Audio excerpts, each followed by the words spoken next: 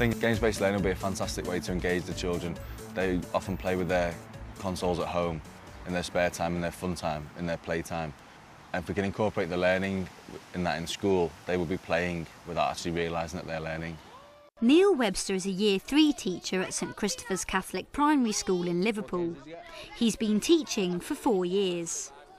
Neil doesn't know much about using computer games in the classroom, but would like to find out more. So we've challenged him to discover as much as he can about this technology and to transfer the skills he picks up into his own classroom.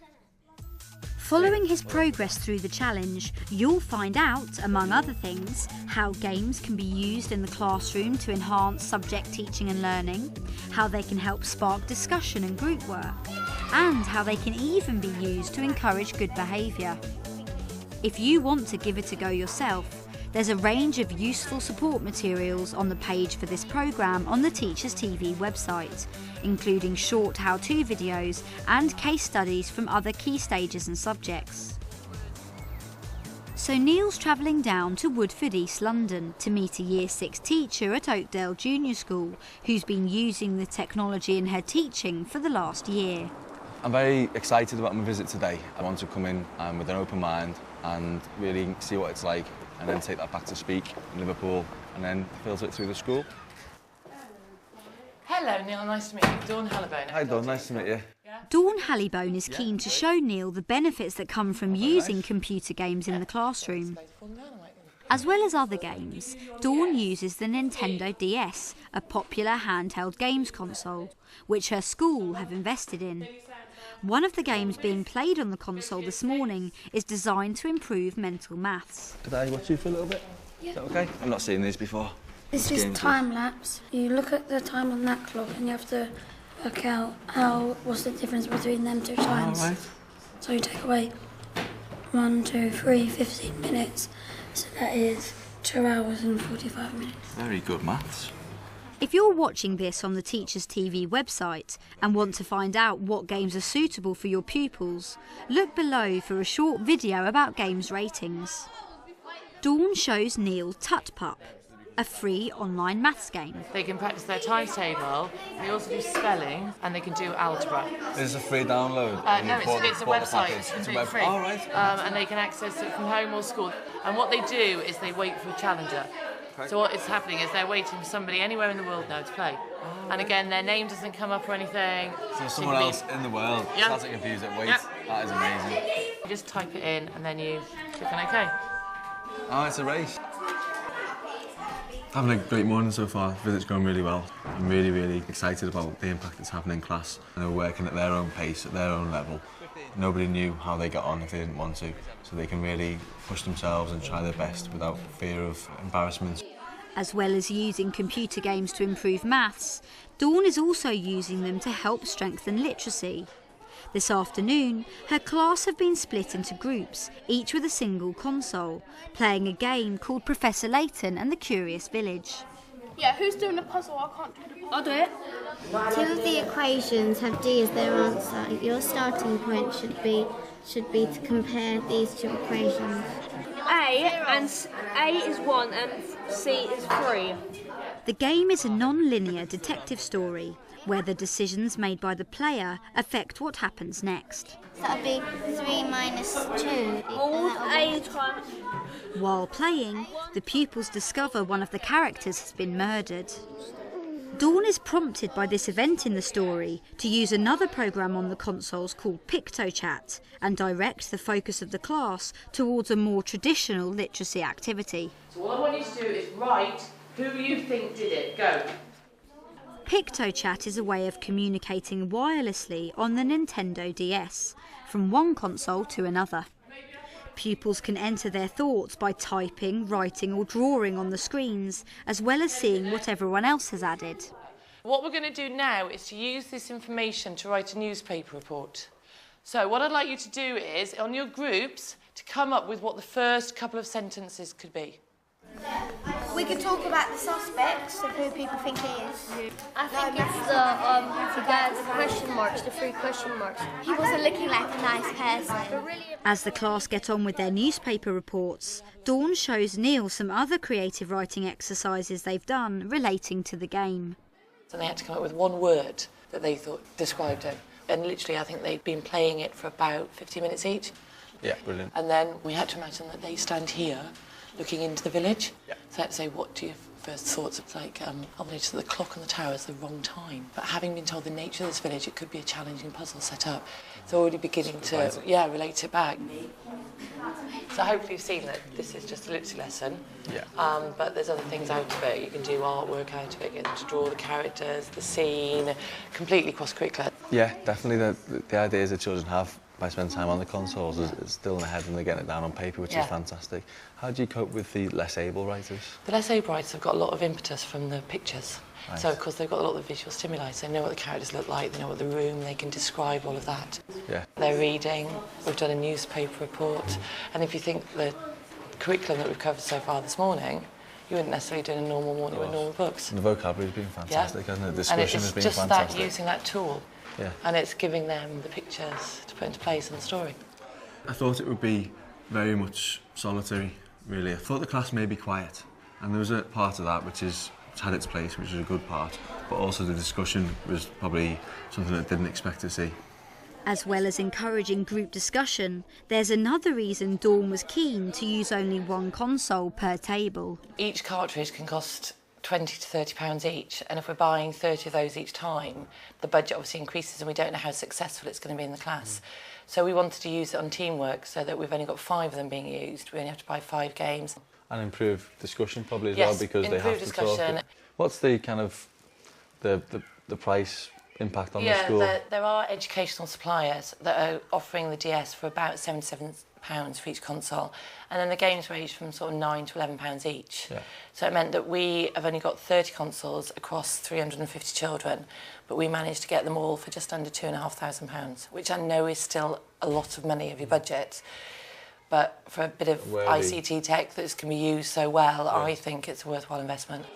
Another possible way to lessen the cost impact on your school is to ask pupils who already own a console to bring it to the lesson where games are being used. Might be a silly question, but has anybody not liked it? None of the children, no. It's learning through play, which is what we teach children from the age of 4. So why should we stop when they get to 11, 15, 16? Yeah. We've had no negative from the parents. They're really positive, actually. And then we had Ofsted in as well in March. Oh, right. And we got an outstanding for the lesson using the DSs as a mental and oral starter. And they actually commented on the final report about the interviews of technology, particularly to try and inspire boys and engage them in the writing. That's a focus, isn't it, for the country? Yeah. As well as being used in lessons, Dawn's school also used the consoles to reward good behaviour. What's Mrs. Lloyd Evans holding? All together, 1, 2, 3. Yeah! Who thinks they deserve the DSs this week?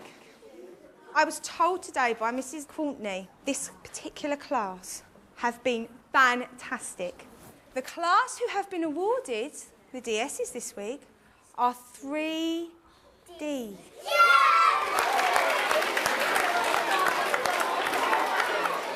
The winning pupils can use the consoles to play any game they choose in their free time at the end of the day. Neil's now got 2 weeks to devise a lesson plan for his Year 3 class based on using computer games. It's been a couple of weeks since I saw Dawn and really came back with some great ideas and introduced it to the children more or less straight away, and they've been really, really keen and really, really enjoying it. Neil's been experimenting with various games since meeting Dawn, and today he's decided to use computer games in 2 separate lessons. If you're watching this on the Teachers TV website, you can see his lesson plans below. Neil's decided to use Tut Pup and Moshi Monsters, which Dawn recommended may work well with his pupils.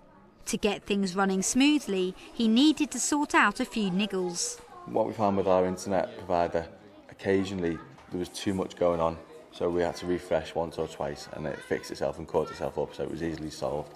With Moshi Monsters, we struggled to use it initially because it was blocked from the local council's internet blocking provider, and a simple phone call to the council got it unblocked and it was fine. It took about an hour or two to unblock, no problem. Neil begins the day using Tut-Pup, first on his whiteboard as a mental starter, and then the pupils move to the ICT suite to play individually. The best bits about Tut-Pup are the flexibility. We can use it anywhere in the world. The children have reacted really well, especially the boys. The boys have got this competitive element in them. You see it playing football every day, and they see this as a bit of a challenge, and they want to get more points, or they want to get more right answers. They want to do more and play more to achieve one of the top spots.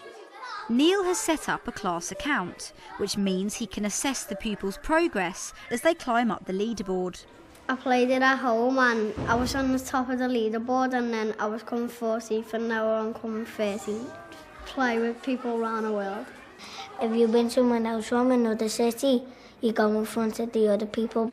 In the afternoon, Neil turns the pupils' attention to Moshi Monsters, a free online game where users adopt a monster and complete puzzles to keep it happy and healthy. The games are things like puzzles, maths, word searches. Some are hard, some are easy. And you can get trophies when you win the games. You play at school and you play in lessons, and you can play at home too on the internet. Moving his lesson back into the classroom, Neil uses the ideas inspired by the game to work with his pupils in literacy. I want you to write 5 adjectives about your monster. Okay? What is an adjective? Lauren? Describing words. Well done, Lauren. So it could be their colour, their appearance, anything describing your monster. Characters in the game regularly use words that are new to the pupils, and Neil makes the most of this opportunity to extend vocabulary. Frank was... What? What was that fantastic big word? Frank was what? Phenomenal. Well done, Molly, was phenomenal. And we said phenomenal was a positive feeling, didn't we? Okay, now I'd like you to use some of these ideas and explain in a few sentences, maybe 2 sentences, something you've learnt about your monster. The biggest surprise I noticed was after 1 or 2 days, 6 or 7 children had actually played at home for homework. Not that I'd asked them, they just did it off their own back. And my class don't always bring homework in, they get 3 homeworks a week. So for 6 or 7 children to be using it in their own time and to be playing and learning was brilliant. The skills and the benefits from an educational point of view being phenomenal is I was brand new to games-based learning, and I was a little concerned as a teacher that there would be too much play and not enough learning, but having seen it and used it, the balance is fantastic. I've learned very quickly, very easily what's out there, and it's had a massive impact in just 2 weeks in my school. Teaching partly is about having different opportunities for children, and games-based learning gives every child an opportunity to reach their potential, to develop, to be creative and to grow. If you're watching this on the Teachers TV website and are interested to see how teachers of different subjects and key stages use computer games in the classroom, then have a look at our short films below.